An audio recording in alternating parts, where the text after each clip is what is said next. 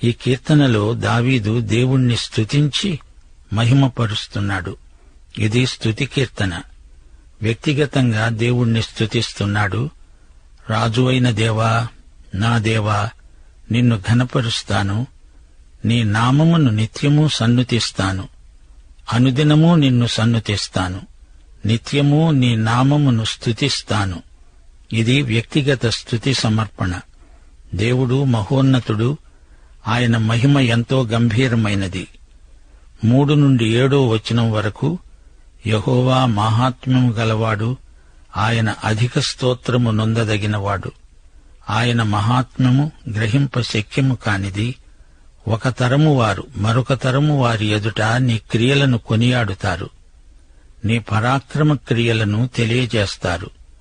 మహోన్నతమైన నీ ప్రభావ మహిమను, నీ ఆశ్చర్య కార్యములను నేను ధ్యానిస్తాను. నీ భీకర కార్యముల విక్రమమును మనుష్యులు వివరిస్తారు. నేను నీ మహాత్మ్యమును వర్ణిస్తాను. నీ మహాదయాళుత్వమును గూర్చిన కీర్తిని వారు ప్రకటిస్తారు. నీ నీతిని గూర్చి వారు గానం చేస్తారు. దేవుని సౌశీల్య సంపద ఎంతో గొప్పది. 10-13 వరకు దేవుని నిత్య రాజ్య ప్రశస్తి. యెహోవా, నీ క్రియలన్నీ నీకు కృతజ్ఞతాస్తుతులు సమర్పిస్తాయి. నీ భక్తులు నిన్ను సన్నుతిస్తారు. ఆయన రాజ్య మహోన్నత ప్రభావమును, ఆయన బలమును నరులకు తెలియచేయడానికి నీ భక్తులు నీ రాజ్య ప్రభావాన్ని గురించి చెప్పుకుంటారు. నీ శౌర్యమును గురించి పలుకుతారు. నీ రాజ్యము శాశ్వత రాజ్యము. నీ రాజ్య పరిపాలన తరతరాలు నిలుస్తుంది. 14-21 వరకు దేవుని మహాసంకల్పం వివరించబడింది. యెహోవా పడిపోయే వారినందరినీ ఉద్ధరిస్తాడు. కృంగిపోయిన వారిని లేవనెత్తేవాడు. సర్వజీవుల కన్నులు నీ వైపు చూస్తున్నాయి. తగిన కాలమందు నీవు వారికి ఆహారమిస్తావు. నీవు నీ గుప్పిలి విప్పి ప్రతి జీవి కోరికను తృప్తిపరుస్తున్నావు. యెహోవా తన మార్గములన్నిటిలో నీతి గలవాడు. తన క్రియలన్నిటిలో కృప చూపేవాడు. తనకు మొర్రపెట్టే వారికందరికీ, తనకు నిజముగా మొర్రపెట్టే వారికందరికీ యెహోవా సమీపముగా ఉన్నాడు. తన యందు భయభక్తులు గలవారి కోరిక ఆయన నెరవేరుస్తాడు. వారి మొర్ర ఆలకించి వారిని రక్షిస్తాడు. యెహోవా తనను ప్రేమించే వారిని కాపాడుతాడు. అయితే భక్తిహీనులనందరినీ ఆయన నాశనం చేస్తాడు. నా నోరు యెహోవాను స్తోత్రము చేస్తుంది. శరీరులందరూ ఆయన పరిశుద్ధ నామమును నిత్యము స్తోత్రము చేసెదరుగాక. సోదరీ సోదరులారా, వింటున్నారా? స్తుతి అనేది మన ఆత్మకు ఎంతో ఆరోగ్యం. స్తుతించడం వల్ల నీకేమి దొరుకుతుంది అనే ఆలోచన అనవసరం. సత్యమందు ఆత్మయందు దేవుణ్ణి స్తుతించడమే గొప్ప ఆశీర్వాదం. ఆయన మాత్రమే మన స్తుతులకు పాత్రుడు. స్తుతి ద్వారా దేవుని ప్రజలకు ఆధ్యాత్మిక సౌందర్యం ప్రాప్తిస్తుంది. అనుదినము నిత్యము ఆయనను స్తుతించటం ఆధ్యాత్మికమైన అలవాటు. ఇది చాలా మంచి అలవాటు. దేవుని పనిని వృద్ధి చేస్తుంది. దేవుని ప్రజలు స్తుతియందే సమైక్యమవుతారు. స్తుతి అంతరంగ పురుషుణ్ణి స్వస్థపరుస్తుంది. దేవుని గొప్పతనం, కృప, దయాళుత్వం, మహిమ, ఆయన మహాదాతృత్వం మన స్తుతికి ప్రేరకాలు. శ్రోతలు, దైవస్తుతిని అభ్యసించండి. ఎడతెగని అభ్యాసము చేత స్తుతి మీ జీవితంలో భాగమైపోతుంది. మన స్తుతి జీవితం రాబోయే తరానికి మార్గదర్శకం. ఆరాధనమే దేవుడు మనకిచ్చిన ధనం. స్తుతి సమర్పణ దేవునికి ఎంతో ఇంపైనది. దావీదుకు సృష్టిలో సమస్తము దేవుణ్ణి స్తుతిస్తున్నట్లే కనిపిస్తోంది. అంతటా దైవస్తుతే వినిపిస్తోంది. అది కనులకు విందు, వీణులకు విందు. స్తుతి దృష్ట్యా సమస్త ప్రకృతి మనకు నూతనమై గోచరిస్తుంది. ఆకాశము, అంతరిక్షము కూడా దేవుణ్ణి స్తుతిస్తున్నాయి. స్తుతిలో ప్రకృతి శోభ మనకెంతో ఆకర్షణీయంగా కనిపిస్తుంది. ప్రియ శ్రోతలు, మనకు స్తుతి జీవితం అలవడితే అదే మహాభాగ్యం. దేవుడు ప్రతి పరిస్థితిలో నీకు నాకు సహాయపడతాడు, తొట్టిల్లితే ఆయనే లేవనెత్తుతాడు. ఆకలైతే అన్నం పెడతాడు, పిలిస్తే పలుకుతాడు. ఆయన మనకు ఎంతో సన్నిహితుడవుతాడు. అందుకే దావీదు అంతగా దేవుణ్ణి స్తుతించేవాడు. అదే దావీదు భక్తి రహస్యం. దేవుడు ఏమై ఉన్నాడో, ఆధ్యాత్మిక పరిధిలో ఆయన నీకేం చేశాడో అనుభవించినప్పుడు స్తుతి ఒక ప్రవాహమై నీలో నుండి ఉరకలు వేస్తూ వస్తుంది. దావీదు రాసిన కీర్తనల్లో ఇదే చిట్టచివరిది. ఈ కీర్తన కూడా హీబ్రూ భాషలో అక్షర క్రమంలో రాయబడిందే. హీబ్రూ భాషలో 22 అక్షరాలున్నాయి. అయితే ఈ కీర్తనలో 21 వచనాలే ఉన్నాయి. ప్రతి వచనానికి ముందు ఒక అక్షరం అక్షర క్రమంలో చెప్పబడింది. హీబ్రూ భాషలో మొదటి అక్షరం అలెఫ్, చిట్టచివరి అక్షరం తౌ. అయితే ఈ కీర్తనలోని అక్షర క్రమంలో నూన్ అనే అక్షరం లోపించింది. ఎందుకో తెలియదు. 145 కీర్తన నుండి 150 కీర్తన వరకు అన్నీ హల్లెలూయా కీర్తనలే. నూన్ అనే ఒక్క అక్షరం లోపించిందంటే అది సంఘం కోసం, నీ కోసం విడిచిపెట్టబడిన ఖాళీ ఏమో అనిపిస్తుంది. హల్లెలూయా నినాదాలు బైబిల్ అంతటా వినిపిస్తాయి. ప్రకటన గ్రంథం 19వ అధ్యాయం 1, 3, 6 వచనాల వరకు హల్లెలూయా నినాదం బైబిల్ అంతటా మోగుతుంది, మారుమోగుతుంది. బహుజనుల శబ్దము వంటి గొప్ప స్వరము పరలోకమందు ఈలాగు చెప్పగా విన్నాను, ప్రభువును స్తుతించండి, ప్రభువును స్తుతించండి. రక్షణ మహిమా ప్రభావములు మన దేవునికే చెల్లునుగాక. రెండోసారి వారు ప్రభువును స్తుతించండి అన్నారు. ఆ పట్టణపు పొగ యుగయుగములు పైకి లేస్తున్నది. అప్పుడు గొప్ప జనసమూహపు శబ్దమును, విస్తారమైన జలముల శబ్దమును, బలమైన ఉరుముల శబ్దమును పోలిన ఒక స్వరము పలికింది. నేను విన్నాను. సర్వాధికారి ప్రభువు అయిన మన దేవుడు ఏలుతున్నాడు. ఆయనను స్తుతించండి. గొర్రెపిల్ల వివాహోత్సవ సమయం వచ్చింది. ఆయన భార్య తనను తాను సిద్ధపరుచుకుని ఉన్నది గనుక మనము సంతోషించి ఉత్సహించి ఆయనను మహిమపరుద్దాము రండి. శ్రోతలు, ఈ 145 కీర్తనలో ఉన్న స్తుతి సంపూర్ణము కాదు. అందుకే ఇందులో నూన్ అనే అక్షరము లోపించింది. యేసు జన్మదిన సందర్భంలో దేవదూతలు పాడారు. లూకా శుభవార్త 2వ అధ్యాయం 14వ వచనం. సర్వోన్నతమైన స్థలములలో దేవునికి మహిమ, ఆయనకిష్టులైన మనుష్యులకు భూమి మీద సమాధానము. దేవదూతలు ఈ విధంగా దేవునికి స్తోత్రం చెప్పారు. ఎందుకు? యేసు బెత్లెహేములో జన్మించాడు గనుక. శాంతి శాంతి.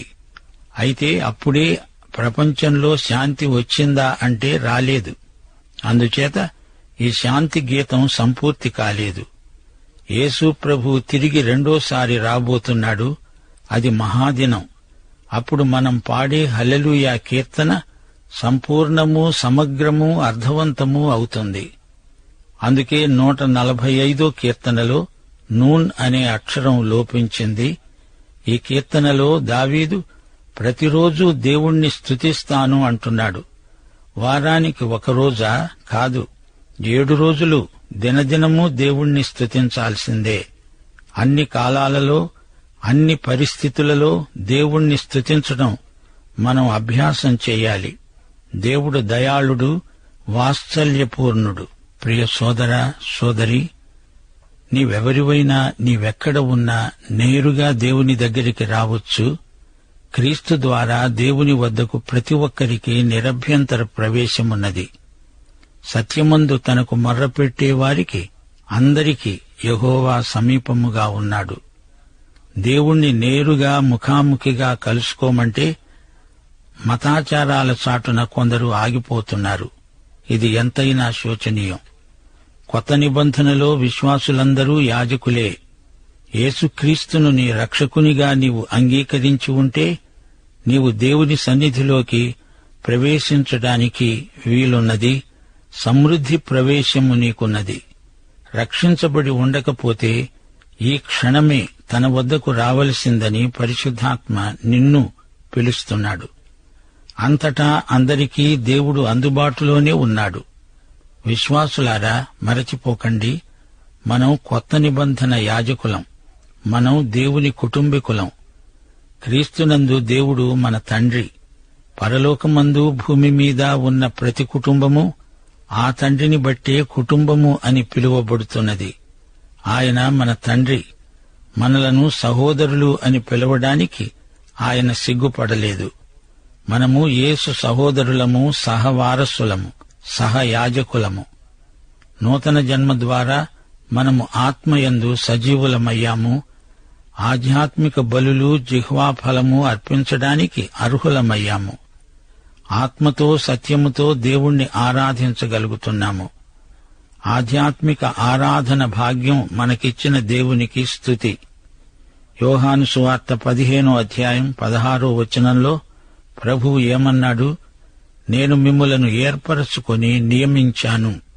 1 పేతురు 2వ అధ్యాయం 9వ వచనం, మనము ఏర్పరచబడిన వంశము, రాజులైన యాజక సమూహము, పరిశుద్ధ జనము, దేవుని సొత్తైన ప్రజలము. యేసు గుణాతిశయములను ప్రచురము చేస్తాము. శ్రోతలు, ఇది నిజం. దేవునికి మనం రాజ్యమయ్యాము, యాజకులమయ్యాము. కొలసీ పత్రిక 2వ అధ్యాయం 10వ వచనం, క్రీస్తునందు మనము సంపూర్ణులము. స్తుతి ప్రభావం మన జీవితాలను పూర్తిగా నింపివేయాలి. యాకోబు పత్రిక 3వ అధ్యాయం 9 నుండి 11వ వచనం వరకు గమనించండి. నాలుకతో తండ్రి అయిన ప్రభువును స్తుతిస్తాము. దానితోనే దేవుని పోలికగా పుట్టిన మనుష్యులను స్తుతిస్తాము. ఒక్క నోటి నుండే ఆశీర్వచనము, శాపవచనము బయలు వెళ్లుతాయా? నా సహోదరులారా, ఇలా ఉండకూడదు. నీటి బుగ్గలో ఒక్క జల నుండే తీయని నీరు, చేదు నీరు ఊరుతాయా? దేవుణ్ణి స్తుతించే మనం 1 కొరింథీ 6వ అధ్యాయం 11వ వచనం ప్రకారం ప్రభు అయిన యేసుక్రీస్తు నామమున మన దేవుని ఆత్మయందు మనము కడుగబడి పరిశుద్ధపరచబడిన వారమై నీతిమంతులుగా తీర్చబడ్డాము. మన దేవుడు స్తుతికి పాత్రుడు. మనము స్తుతించడానికి పాత్రులముగా చేయబడినందుకు దేవునికి స్తోత్రము.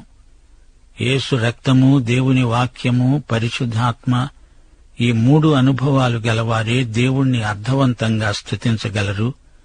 హెబ్రీ పత్రిక 10వ అధ్యాయం 22వ వచనం, మనస్సాక్షికి కల్మషము తోచకుండా ప్రోక్షింపబడిన హృదయములు గలవారము, నిర్మలమైన ఉదకముతో స్నానము చేసిన శరీరములు గలవారము అయి ఉండి, విశ్వాస విషయములో సంపూర్ణ నిశ్చయత కలిగి యథార్థమైన హృదయముతో మనము దైవ సన్నిధానానికి చేరుదాము.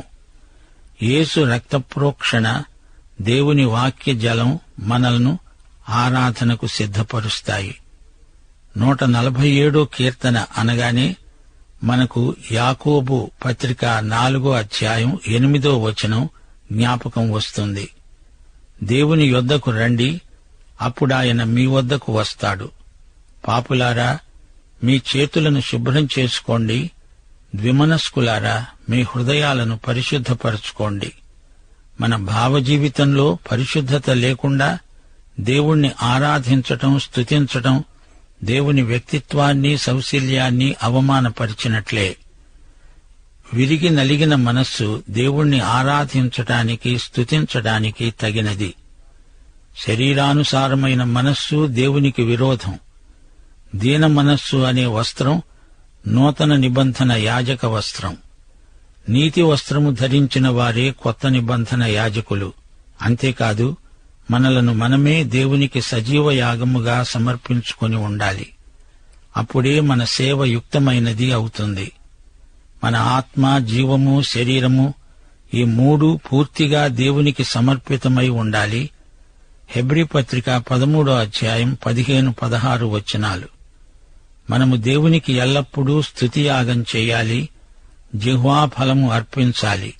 అనగా నోరు తెరచి స్పష్టంగా దేవుణ్ణి స్తుతించాలి. చీకటిలో నుండి మనలను ఆశ్చర్యకరమైన వెలుగులోకి తెచ్చిన యేసు ప్రభువు యొక్క గుణాతిశయములను మనము ప్రచురము చేయవలసిన ప్రజలము. దేవుణ్ణి స్తుతించే ప్రజలు దేవుని సన్నిధిలోకి రిక్తహస్తాలతో రారు. మన స్తుతిని పాట ద్వారా మాత్రమే కాదు, ప్రభువుకు తెచ్చి ఇచ్చిన ప్రేమ కానుకల ద్వారా కూడా వ్యక్తం చేస్తాము. స్తుతి అనగా దేవుణ్ణి బట్టి ఉత్సాహాన్ని వ్యక్తం చేయడం. పంట కోసేవారు వ్యక్తపరిచే ఆనందం లాంటిదే స్తుతి. కృతజ్ఞత, స్తుతి ఎల్లప్పుడూ మిళితమై ఉంటాయి. అందుకే ఆనంద గీతాలు పాడుతాము. పాటలలో స్తుతి మాటలు, స్తుతి భావాలు వ్యక్తం కావాలి. ఈ విషయంలో గాయకులు ఎంతో శ్రద్ధ వహించవలసి ఉంది. సంగీత వాయిద్యాలు స్తుతికి దోహదపడాలి గాని కేవలం వాయిద్యాలు మాత్రమే చాలవు. పవిత్రమైన చేతులెత్తి దేవుణ్ణి స్తుతించవలసిందని పౌలు తిమోతికి రాసిన ఉత్తరంలో వివరించాడు. దేవుని ఎదుట మోకరిల్లి దేవునికి స్తుతియాగము చేయటం పరిపాటి. దేవుని మహిమ ప్రత్యక్షతకు మన హృదయం స్పందించినప్పుడు దానిని వ్యక్తీకరించడమే స్తుతి సమర్పణ. దేవుణ్ణి స్తుతించడం కేవలం ఉద్రేకం కాదు, అది ఆధ్యాత్మిక ఆరాధన. ప్రియ శ్రోతలు, మరో మాట, క్రీస్తు కీర్తనల గ్రంథంలో పలుచోట్ల సాక్షాత్కరిస్తాడు. మెస్సియా, ఇది హీబ్రూ మాట. క్రీస్తు అనేది గ్రీకు పదం. ఈయనే ప్రభువైన యేసు అభిషిక్తుడు. ఈయన మనల్ని ఉద్ధరించే ప్రభువు. కుంగిపోయిన వారిని, పడిపోయే వారిని లేవనెత్తుతాడు. అప్పుడప్పుడు మన మీది బరువు దుర్భరమనిపిస్తుంది. యేసు ప్రభువు గొప్ప భారవాహకుడు. ఆయన మహాత్యము గ్రహింప శక్యము కానిది. 3వ వచనం, తరతరాలుగా ఆయన గొప్ప కార్యములు జరిగిస్తాడు. ఆశ్చర్యకార్యాలు చేశాడు, చేస్తాడు. ఆయన విక్రమం, భీకర కార్యాలు గొప్పవి. ఆయన నీతిమంతుడు, ప్రేమమయుడు, దయాళుడు, మహోపకారి, శాశ్వత రాజ్యాన్ని పరిపాలించే సార్వభౌముడు, మనకు అన్నపానములిచ్చి పోషించేవాడు, మన సంరక్షకుడు ఆయనే. దయగలవాడు, మనకు న్యాయం చేకూర్చే తీర్పరి, ఆపత్కాలమందు మనలను కాపాడేవాడు, వాగ్దానాలను నెరవేర్చేవాడు. ప్రియ సోదరుడా, సోదరి, నీవు బ్రతుకు బరువు మొయ్యలేక కుంగిపోతున్నావా?